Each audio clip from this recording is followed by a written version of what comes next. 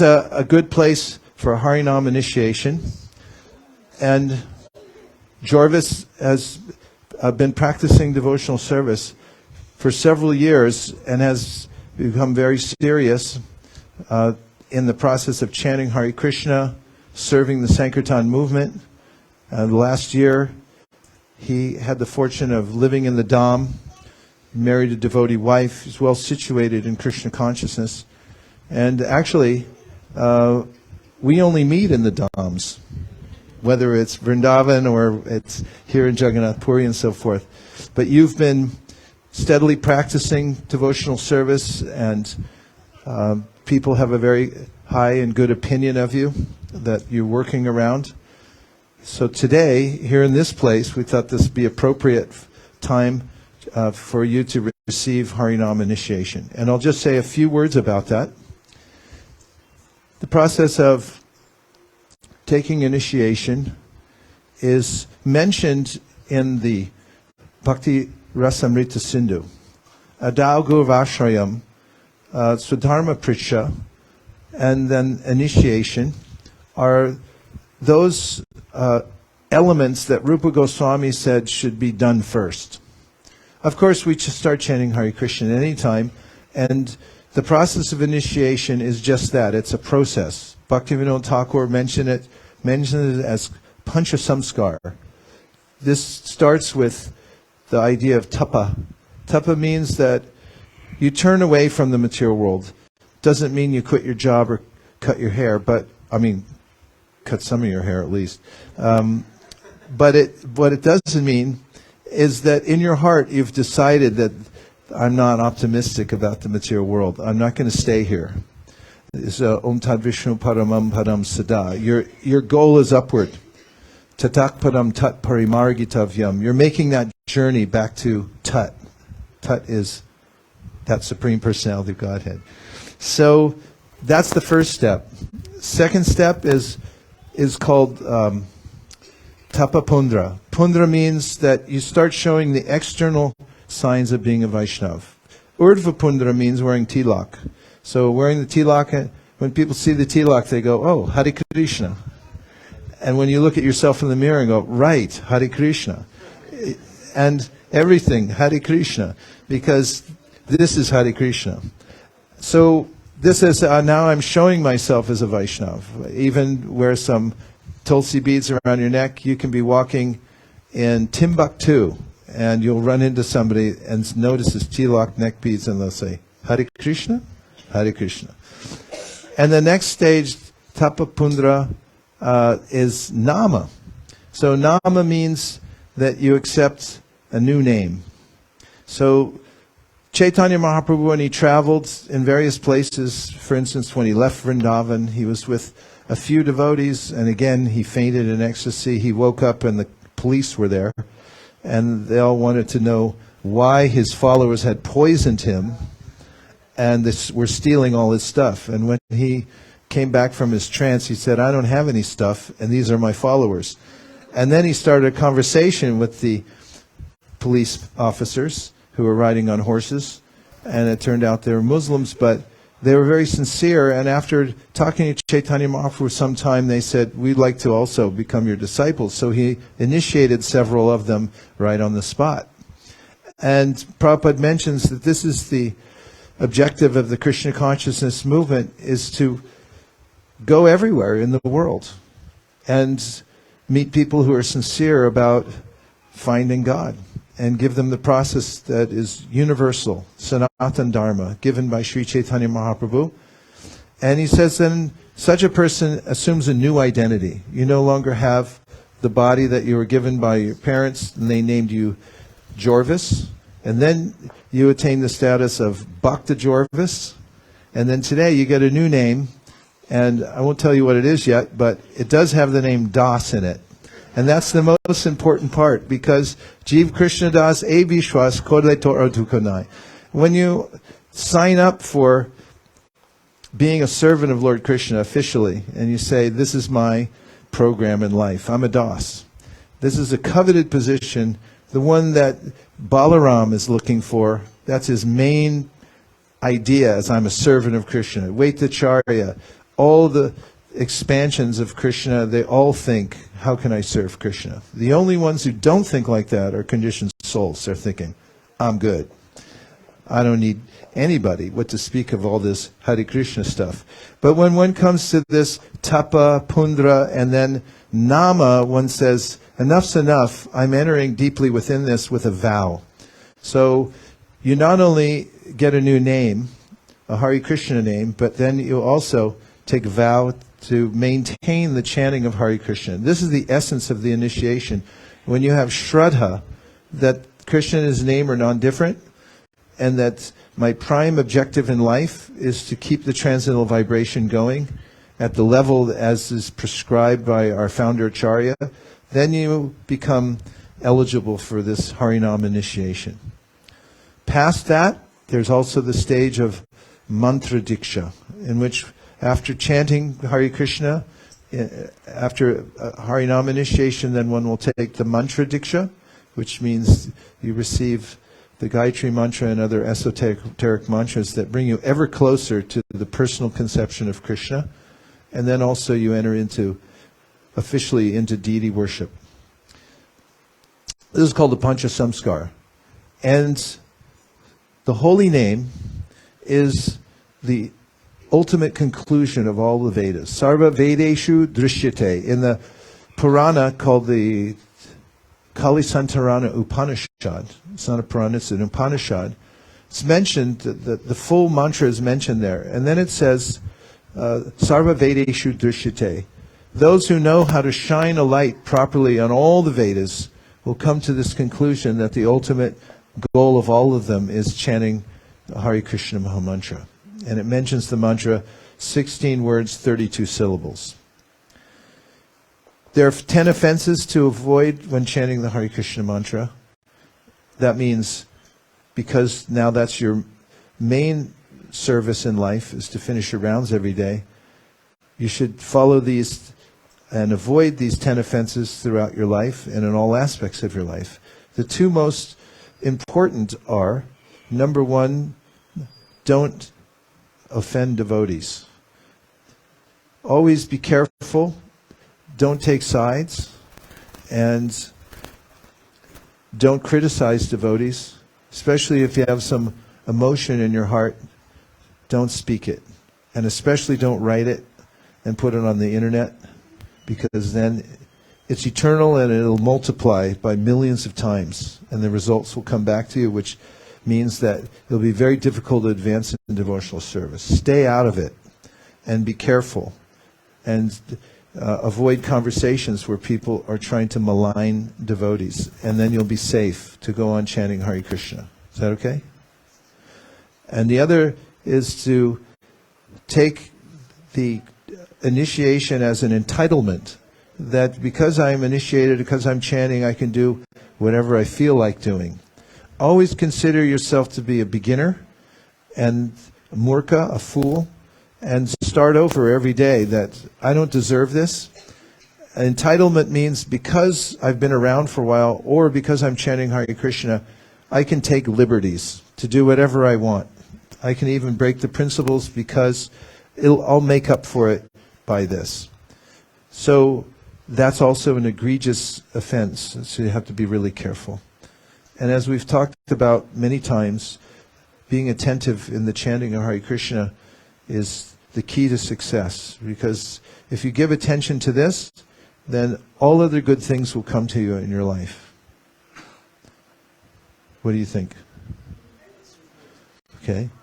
Karunath Prabhu, do you want to say a few words to bless Bhakta Jorvis before he takes initiation? Yes, you need a mic? May we have one mic?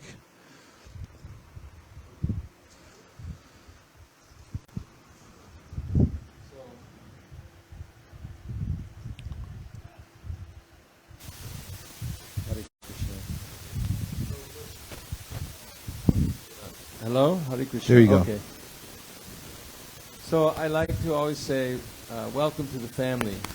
When you're initiated, you're made a connection. Srila Prabhupada often said at initiation ceremonies that initiation means just that, it's a beginning. then it marks the beginning of the phase of the anartha nivritti, which can go on a long time.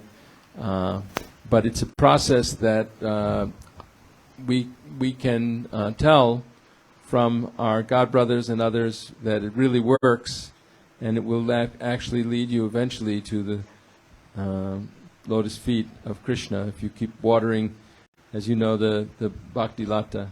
So you've made a connection with a very wonderful spiritual master, and you can learn to serve Krishna by serving your spiritual master. It's only by the grace, there's the process of devotional service. It's only by the grace of the spiritual master that you actually can. The spiritual master always wants to bless his disciples, but the disciple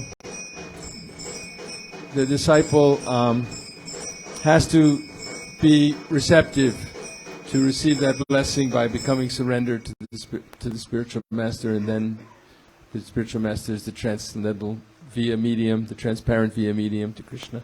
So welcome to this process, and you've got a big family now of other devotees that are initiated in ISKCON. Hare Krishna.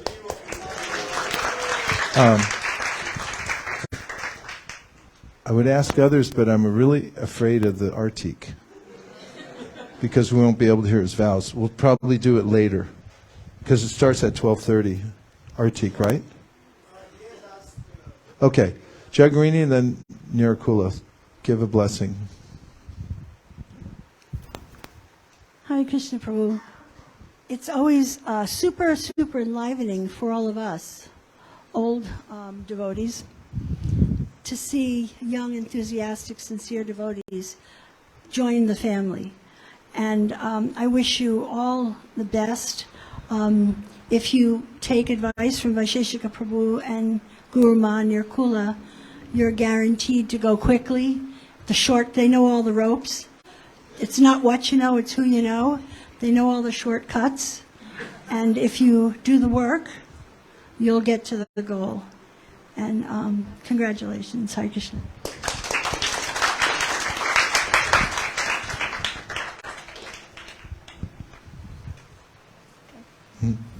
Hare Krishna, Bhakta Joris. We first met in Vrindavan earlier this year, and the thing I noticed about you right off was how attentive you were in hearing. You like to hear. You showed up for every single program, and you were always attentive, and you participated so nicely, and I see that continuing here.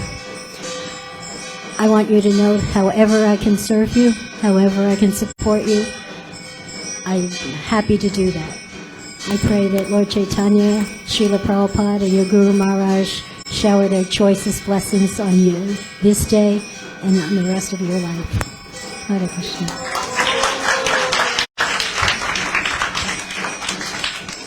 Now, please tell us your vows. Guru Maharaj, Guru Ma. I'm taking the vow of chanting.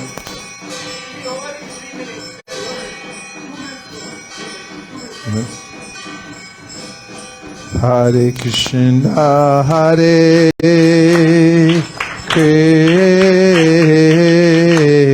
Krishna, Krishna Krishna, Hare Hare, Hare Rama, Hare Rama, Rama Rama, Hare Hare. Bolo.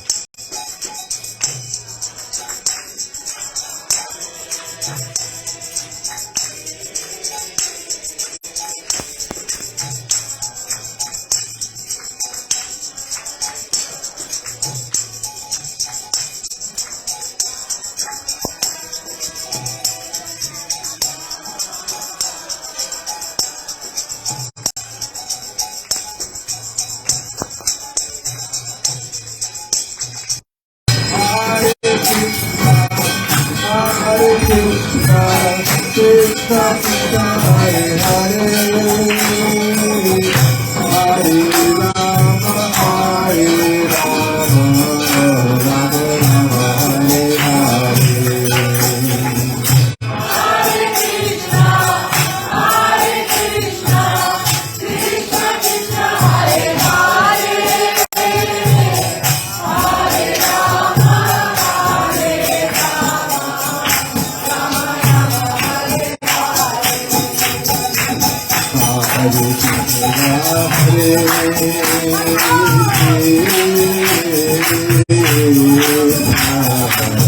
Krishna Krishna Hare Hare Hare Rama Hare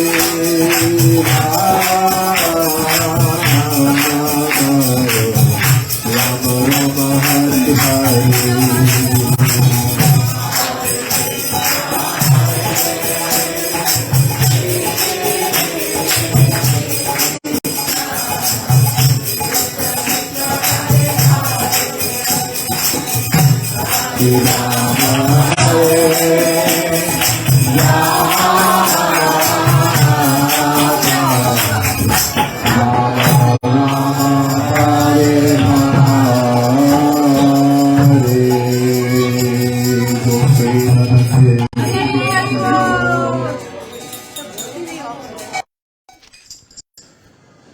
So this system of taking a vow, actually the word devotee, devoto, means one who keeps a vow. A vote. Vote is a kind of vow, according to the etymology. So when you speak the vow, it registers. Krishna takes you seriously that I'm going to follow this path, and everybody else takes you seriously too. So the vow is like a wedge. It opens up a space for you to expand in your devotional service. Until we take a vow, we don't know what kind of power there is through the disciplic succession, but once we do, we start to realize that if I make this commitment, then Krishna will back me up. That brings us back to your vows. So I take the vows of chanting at least 16 rounds of Maha Mantra every day. I take the vows of not indulging in meat eating, no intoxication, no gambling, and no illicit sex. Meeting includes no meat, fish, or eggs. No meat, no fish, Even if you're or in eggs. Jagannath Puri. No fish. Okay, so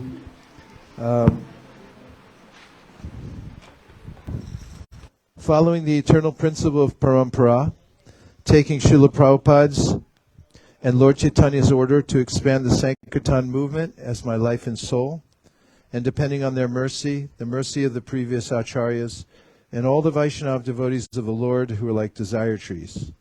I am exceedingly pleased to accept you as my disciple, and therefore a grand disciple of His Divine Grace, A.C. Bhaktivedanta Swami Prabhupada, and a member of the Brahma Madhva Gaudiya Sampradaya.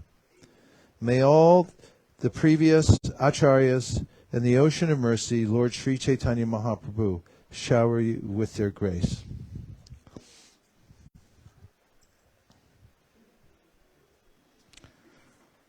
I hereby joyfully award you the name Jagamohan Das.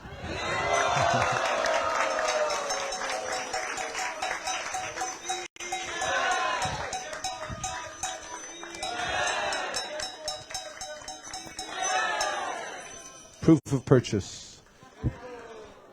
Hare Krishna, Hare Krishna.